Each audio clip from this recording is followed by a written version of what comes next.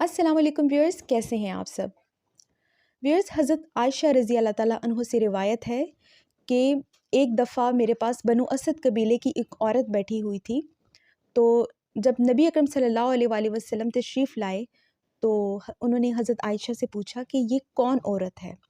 तो उन्होंने कहा कि ये फ़लाँ औरत है, यानी कि उसका तारुफ़ कराया और फिर बताया कि ये बनु असद कबीले की एक ऐसी औरत है जो मेरे पास बैठी थी। बाद में, यानी कि औरत के जाने के बाद की बात है, कि बहुत ज़्यादा इबादत करती है और रातों को जागती है और बहुत ज़्यादा अल्लाह पाक की इबादत करती है।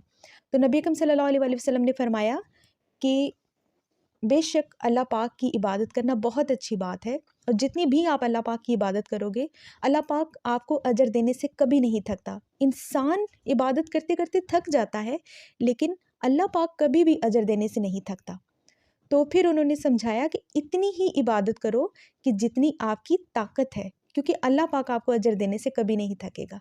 क्योंकि बात कहने का मकसद ये है कि अल्लाह पाक की ज़ात जो है वो थकती नहीं, उनमें जो है वो थकने का एलिमेंट है ही नहीं।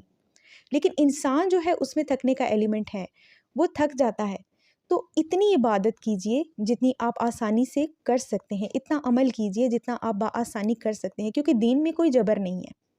ये नहीं है कि आप सारी सारी रात जागते रहें। हाँ, जागें, आपकी अगर आपके अंदर स्टेमिना है, आप कर सकते हैं तो करें। लेकिन नबी अकरम सल्लल्लाहु अलैहि वसल्लम ने ये भी कहा कि ऐसा नहीं कि आप थक जाएं और फिर आप उस इबादत को छोड़ दें, तंग हो जाएं।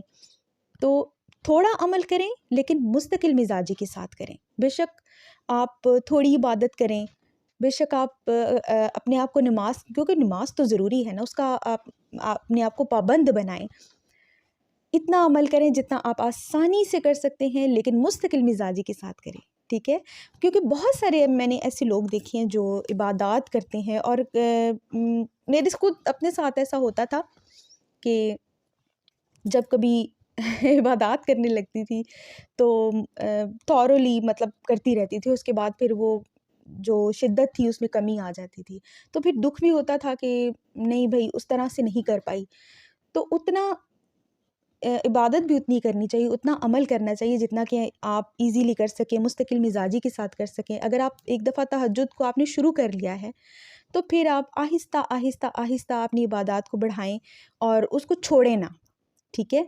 उसको मुस्तकिल मिजाजी के साथ कीजिए, ताकि आपका और अल्लाह पाक का रिश्ता जो है वो मज़बूत रहे।